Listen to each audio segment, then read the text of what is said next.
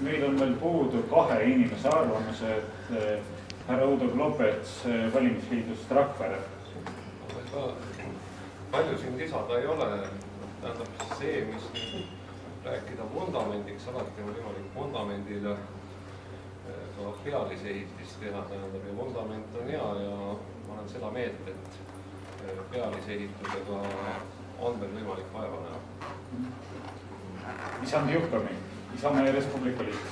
Ma arvan umbes sarnaselt, et loomulikult on meil see volikogu ja linnajuhtimine olnud päris hea tasemel selles mõttes, et seal on väga piisavalt pädevad ja arutamisvõimelised ja selgemisjoonega inimesed on. Ja samas on nad piisavalt sellised mõistliku kasvatusega, et on suutnud otsida seda kompromissi ja ühisosa, mitte soovinud eristada. Aga üks oluline muutus, mida mina küll selle linna tänaseks tugevuseks lugeda on just toimunud mitte niivõrd selle juhtide ja muude asjagruppude tasemel, vaid just selle linnakodanike, linnainimeste eneseusus teemadel ja selle kuvandis samamoodi siis ka muude Eesti inimeste peegelduses.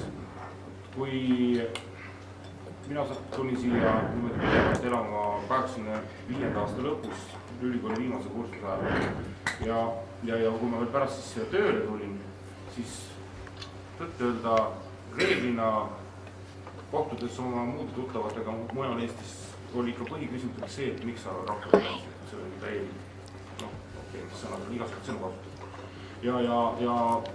Ja minu isiklik arvamus on, et see oli seal 80. keskel piisavalt kurb pilt ka Rakveres siin koha peal ja ka noorte inimeste hulgas, sest oli ikka üks suund välja ja selge sõnumiga, et kui vähegi saab, siis enam mitte kunagi tagasi.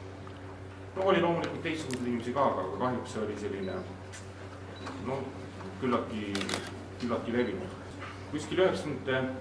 keskpaika paigani küsiti ikka veel, nad sai lõpuks aru, et tulin, et ega siis nagu ümber ei tunni mõtlema, eks ole. Et siis küsiti umbes nii, et kaua sa veel oled seal.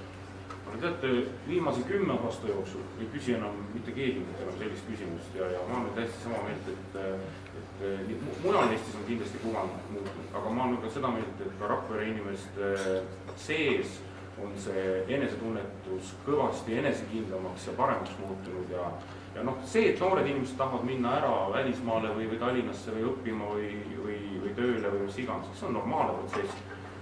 Küllap tuleb sealt mõni inimene tagasi ja samamoodi tulevad jälle kuskilt mujalt siia, see liikumine, see on okei. Aga iseenesest ma arvan, et inimese enesekindlus Rakveres on kindlasti kõvasti kasvanud ja sellel on kaasavandid kõik siin.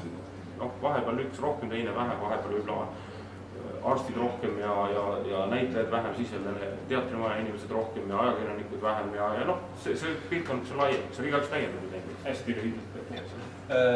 Ühesõnaga tegelikult Rakvere linn minu siia saabudes, ma ei tea, olen ma siis õnn või õnnetus või lihtsalt üks paljude hulgas, kes Rakveres elab, aga mis on nagu hää, kindlasti minu tütar, ma usun, on otsustanud Rakvere kasuks, sellepärast et tema elu on olnud Tallinnas, kus on kõrgem kuritegevus, narkomaania, muud ohud ja Rakvere tulles ütles ta, et see linn talle meeldib seetõttu, et see on vaikne ja turvaline ja tal on siin väga hea elada. Kui vana ta on?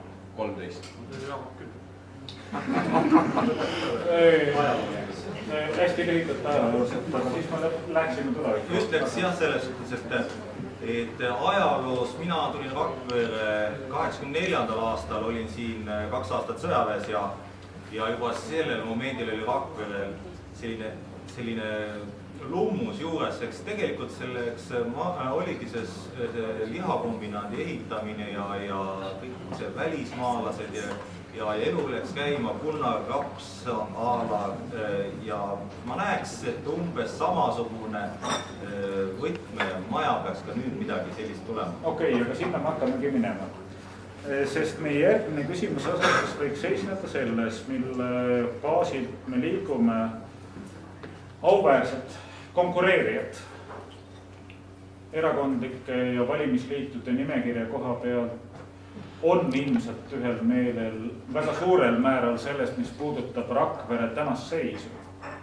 Hoolimata ka majandussurutise aegadest ja muutuvast situatsioonist, kus alati ei ole võimalik väga täpselt rehkendada seda, kuidas edasi minna. Enesekindlus on olemas. Minu küsimus eeldaks võib-olla mitte niivõrd palju enesekindlust, kuivõrd ka kollektiivselt edasivaadet tulevikku. Milline, mitte ainult ei võiks, vaid peaks Rakvere olema 2013. aastal, kui praeguste kohaliku omavalitsuse volikogude valimise järgsed koalitsioonid on moodustanud, saanud linna juhtida ja jõudnud järgmisse perioodi. Korras ja puhaste tänavatega. See on esimene, mis torkab silma nii läbisõitjale kui siin elajale. Kui selle lõpuks korda saab, see on küll hästi. Praegu on nii, et Rannar, Andres ja vist oli ka Mihkel. Ma arvan seda, et kui 4 aasta pärast siin samas istudes siis tulevased linnapeakandidaadid ja esinumbrid võiksid öelda, et nad annavad ka linna üle sellises seisus, nagu täna on antud. Ja lisaks on veel tehtud mõned asjad, nagu näiteks lasteaiad korda, näiteks on olemas meil Pauluse kirik ja sealjuures ka seltsimaja ja galerii ja mõned veel asjad, siis arvestades seda, kui keeruline tegelikult on meil järgmised 4 aastat, mis tuleb järgmistel linnajuhtidel võimalikult hästi üle elada, siis ma arvan, et sellisel juhul võivad tulevased linnajuhid endaga rahul olla. Ma arvan, et järgmise perioodi linnavalitsuse ees on 2 ülesannet ja see on suhteliselt keeruline periood. Ühelt poolt sa pead tagama seda, et nii-öelda langevas majanduses linlaste sotsiaalsed huvid oleksid kaitstud, aga teistpidi tahab linnale näha pidevat arengut.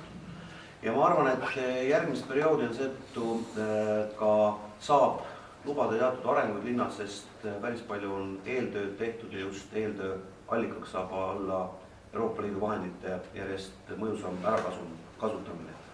Ja siin on täna võimuliitu moodustanud erakonnad ja valimisliidud teinud päris tõsist eeltööd. Pikka aega ettevalmistatud e-projekt saab järgmise aastaks 2013 tehtud. Väga loodame, et pikalt ettevalmistatud. Ma katkestan korra, kas see on käinud ka volikogus koostöös nii-öelda koalitsiooni opositsiooni? No ütleme nii, nagu ka Rannar ütles, tegelikult sellised suuremad asjad on ikka langenud volikogus ikka enamuses konsensusega. Me ei saa siin öelda ükski erakonna esindajad, kes ei oleks volikogus, ei oleks suuri asju linnas toetanud. Siin on mõni üksik eriarvamus või hääl olnud, aga see ei ole olnud määrav. Nii et väga paljud asjad, mis on ette valmistatud, kas või Vallimäe arendamine, Pika tänava vanalinna arendamine, Pauluse kirik, Rannar ütles, üks väga suur linna võimalus, küsimus ka seltsimaja. Tegelikult sõltub linna areng ka väga paljuski ka maakondlikust toetuseks. Mul on hea meel, et meie eelmine maavanem meid väga selgelt toetas ja usume ka uus maavanem hakkab linna arengule pühendama, aga väga mitmed Euroopa asjad on ette valmistatud. Näiteks ma usun, et siin kõrval on näiteks kino valmis selleks ajaks ka, mis on ette valmistatud. Võib-olla saab lõpetatud ka need munitsipaalkorterid, mis täna on õnnetult jäänud seisma. Need väga pikalt asjad on ette valmistatud, nii et 4 aasta pärast on meil hulk asju öelda, mis me võime öelda, et see on valmis, see on tehtud, linnakeskkond on näinud paremaks. Enne, Rannar, anname sõna teistele veel.